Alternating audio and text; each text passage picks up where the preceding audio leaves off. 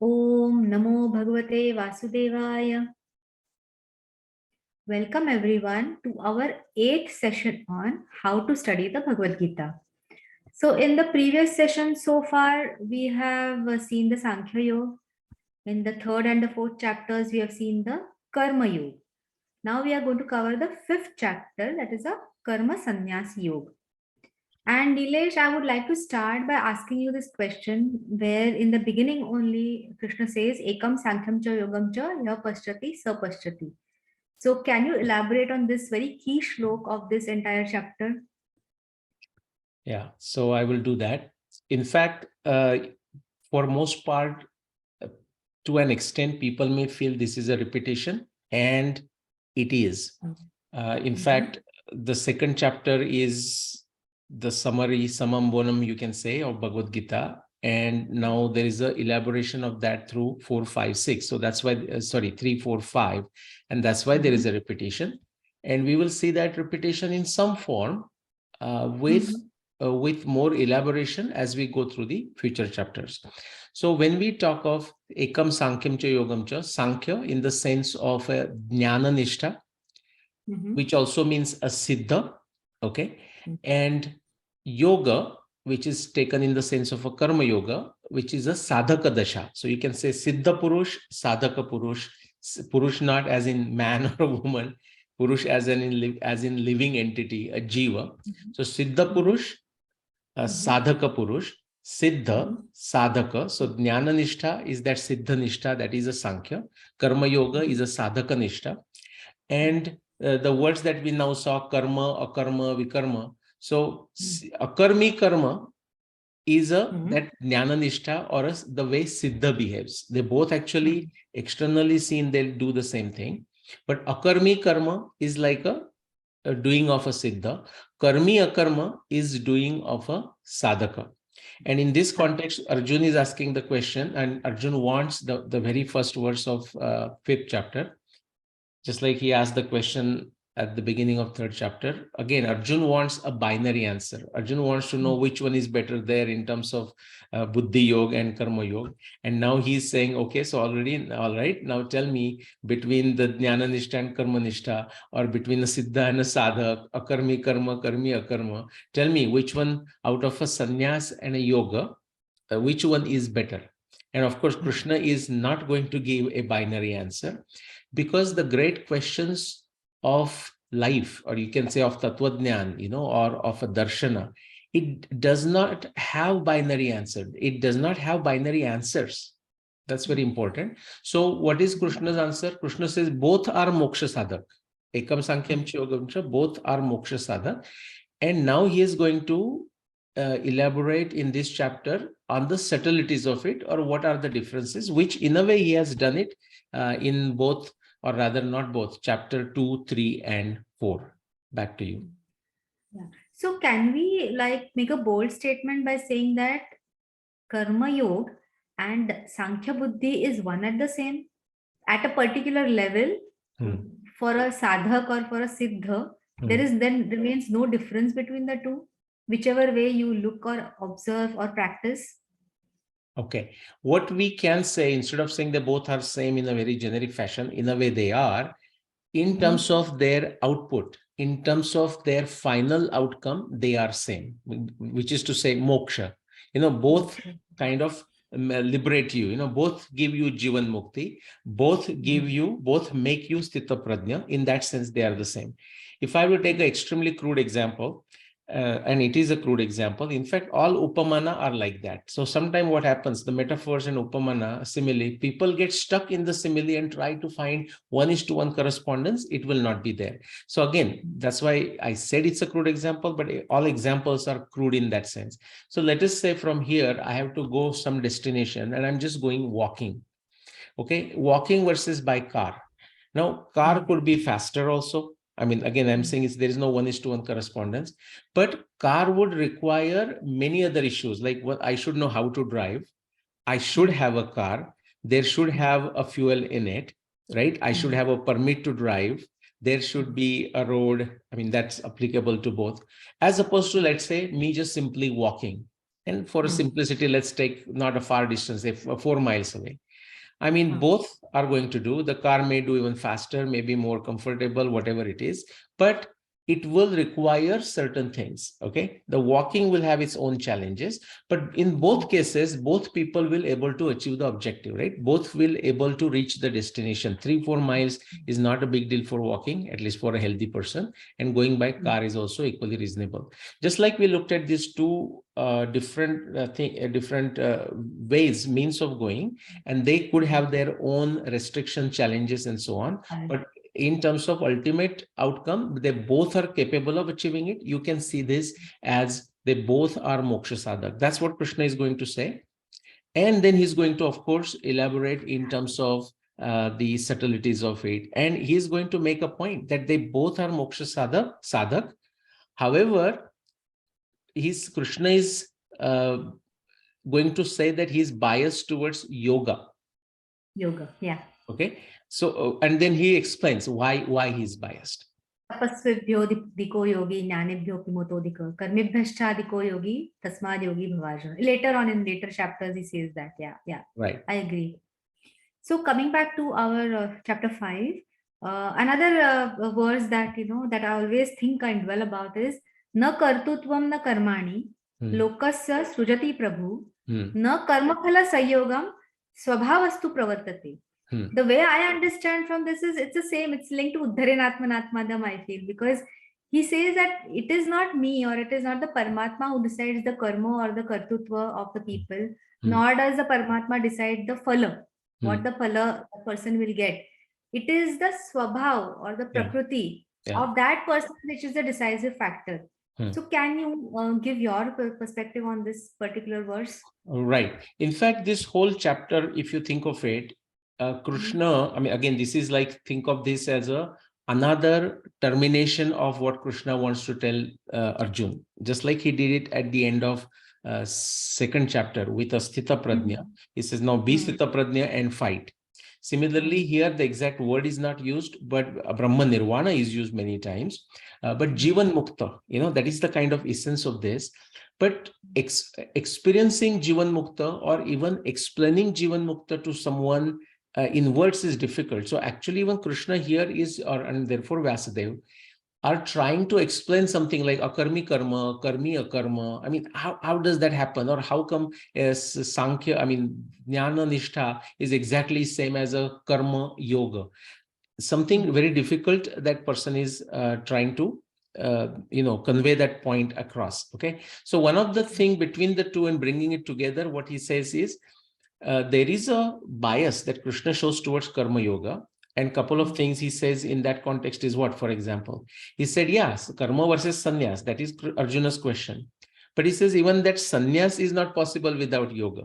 Okay. And in that, he's saying that, again, back to that analogy, the sadhaka and a siddha, meaning unless there is, now, of course, we have automated cars, but I'm saying unless there is a driver, the car is of no use, So that's like a sadhaka and a siddha. But to get to siddha, you have to go through yoga. Similarly, to become a sannyasi, you cannot do this without yoga. And of course, even after becoming sannyasi for loka sangra, you are going to do this. So he's elaborating many aspects, and some of these are really difficult. It's like a Upanishad. I mean, Bhagavad Gita itself is Upanishad, but just like the Upanishad kar, you can say, karta, the great sages, they're trying to make a point where the nishtha or shraddha is manifest, but in trying to explain certain things, actually the words stutter. And that also you will see somewhat in this particular chapter, just like in the 11th chapter, Vishwa Rupa Darshan. Even what is being described to us in a Vishwarup Darshan is like the words are stuttering. What they experience, they're trying to explain it. Like explain it to us, like somebody who has not seen a volcano, and now that person has seen it, but he's trying to explain to a group of people who have never seen volcano. It's something like that. Yeah, back to you. Yeah, and also like you said, Sthitaprajna. So the same principles Krishna is trying to explain, yena kena, in this way or the other. So here we have a verse called Vidya Vinaya Sampanne Brahmane Gavi Hastini Shuni Chaiva Shvapakecha Panditaha Samadarshana. So it is kind of, he's trying to give another definition of a Sthitaprajna where, so can you elaborate on this? Correct. I mean, I'll come to that verse. Just before that, now that you mention it, I want to go back a little bit. For example, that the Ekam Sankhyam Cha Yogam Cha, which is what? Like a Sthitaprajna, you said it very well. And JeevanMukta is another word for a Sthitaprajna. JeevanMukta is another word. Just that's what I mean by stuttering of a language. Now that he has explained the karma, akarma, vikarma, now he's trying to put some other word. But again, he goes back to that second chapter words, Brahma, Nirvana, and even in a way Sthitaprajna. So if you look at how, in what way they are same, if you, in the 5th chapter, you look through like verses 7 through 12, what do you see? It's an elaboration of that. For example, the purification of Atma, the Vishuddhi, like Atma Vishuddhi, Atma Vijay, Atma Vikas, that's what you're looking at. And he's not attached to anything, which means what? That doesn't mean he doesn't do any action. That's why Arjuna asked, like, how does Sthitaprajna walks and how does Sthitaprajna speaks, right? The same discussion, if you look at, say, here in 5.8, you will see something similar.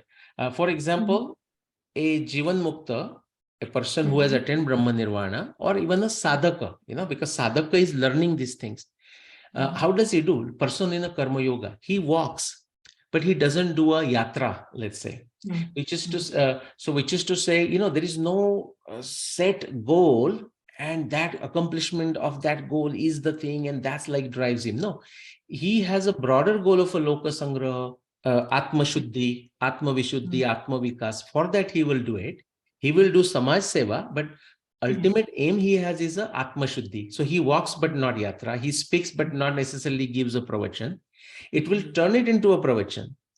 People may find beneficial. People may find somebody's walk. For example, take Vinobaji's Bhudan Yajna. Yeah. Right? He walked like a whole, like for 13 years around India. And people will say, oh, wow, what a great Samaj Seva he is doing. And other people will criticize that this is not really an effective method to solve problems and so on. But to him, it was a yajna for Atma Shuddhi. In that is the sense. So he will still do Samaj Seva, he will do Loka Sangraha, but that is not his number one purpose. Okay, that's one. And I'll give you another example. Suppose, so in which way he's like free from it, just like Sthitaprajna is free, JeevanMukta, by definition, the person is free. In what way? For example, look at a mad person. Like, so if a mad person does something, tears off his or her clothes, right? Writes a graffiti or something, or destroys something, or does something good. In either cases, what do we say? We say, well, he's a mad person. If he does a good thing, or even if he does a bad thing, we are kind of, in a practical way, you are kind of worried if you think of it. Any of his action, whether a good or bad, we still never forget at the bottom line that he's a mad person. Now, just apply that to Jnani, this Siddha Sadhaka or the JeevanMukta or Sthitaprajna. He will do action, he may not do action, he may do different kinds of action, but they are beyond the Shubha Ashubha. In that sense, that is a person is a JeevanMukta. In that sense, he has attained Brahma Nirvana. In that sense, he is a Sthitaprajna. And if you notice, Bhagavad Gita does not make a distinction, and you will see this multiple times. Bhagavad Gita, first thing, Bhagavad Gita is a revolutionary. It's a radical one, like that's why it will say, what is that? Yavan Artha Udapane. Okay. Sarvata Sampludotakam. Tavan Sarveshu Vedeshu Brahmanasya Vijanata. It's a very revolutionary statement, radical statement. And I don't mean just 7,500 years ago. It's extremely radical statement even today.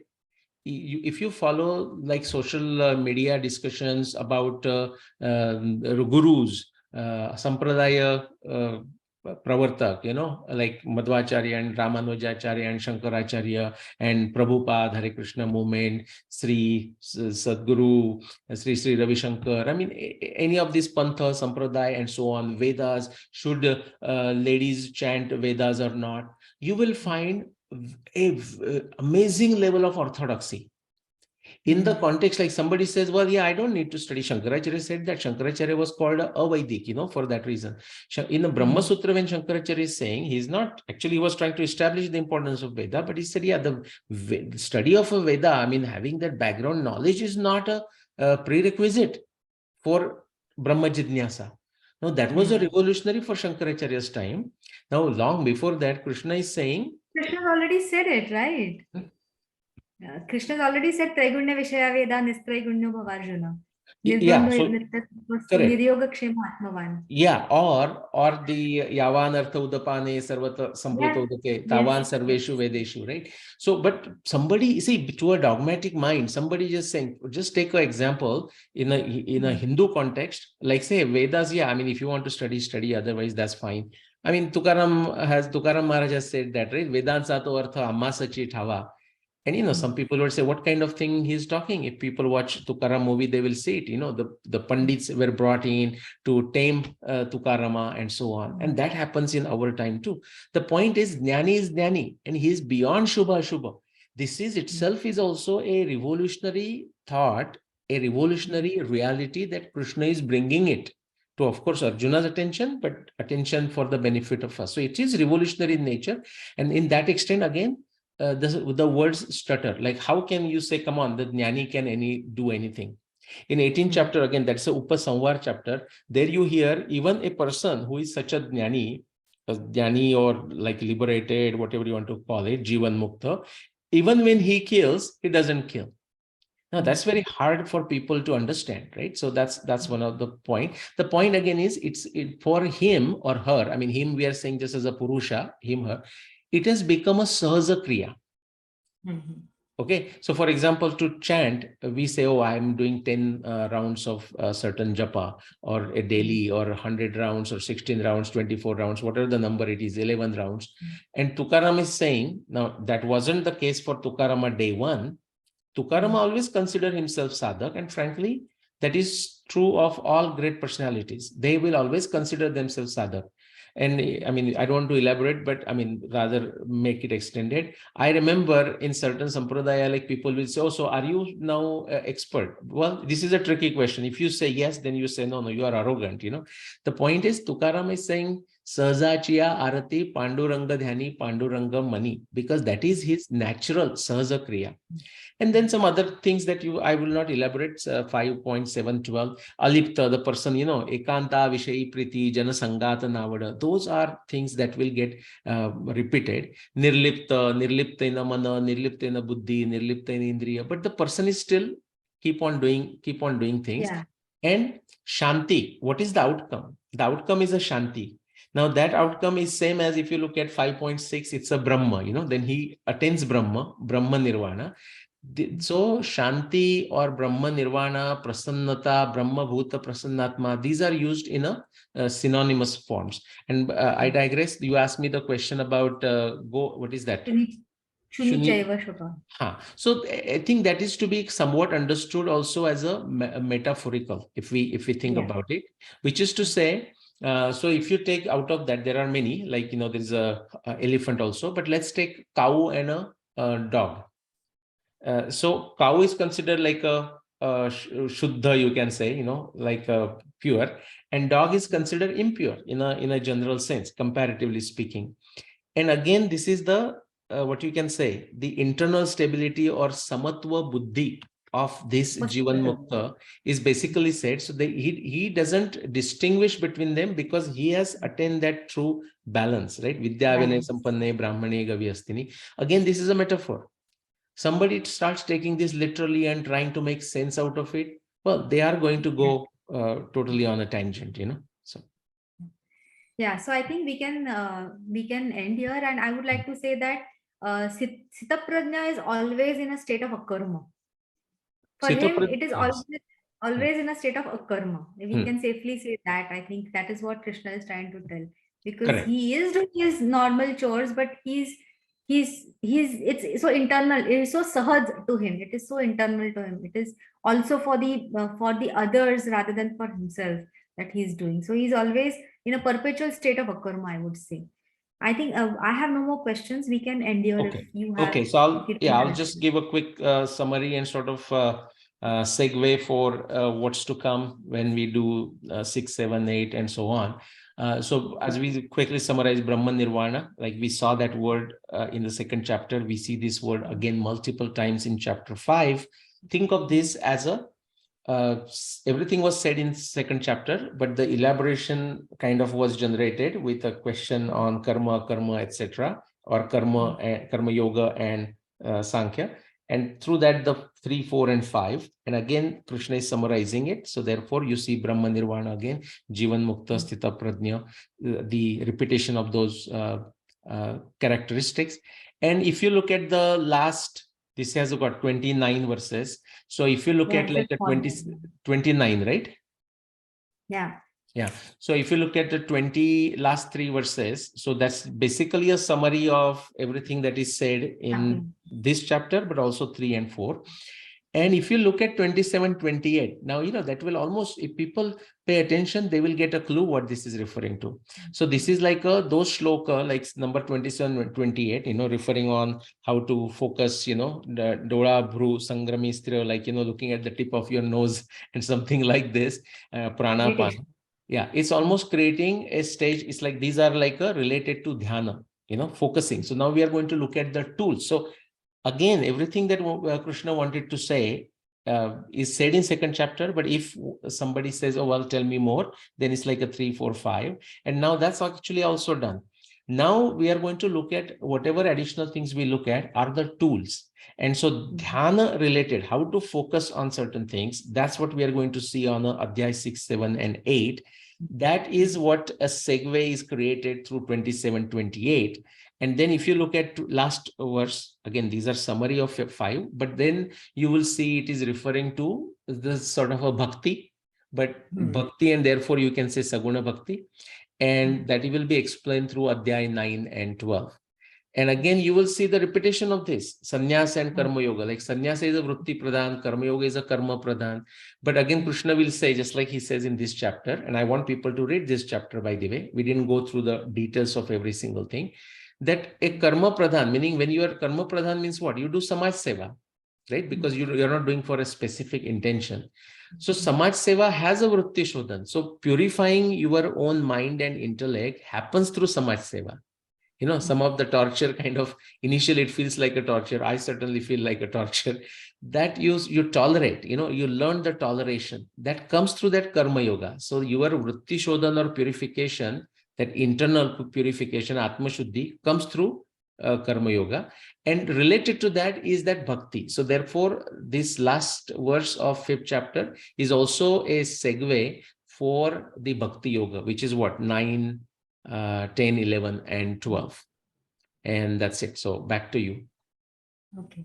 We'll end it here until we meet the next time. Om Namo Bhagavate Vasudevaya. Jagadamba, Jagadamba, Jagadamba. Jagadamba. Thank you.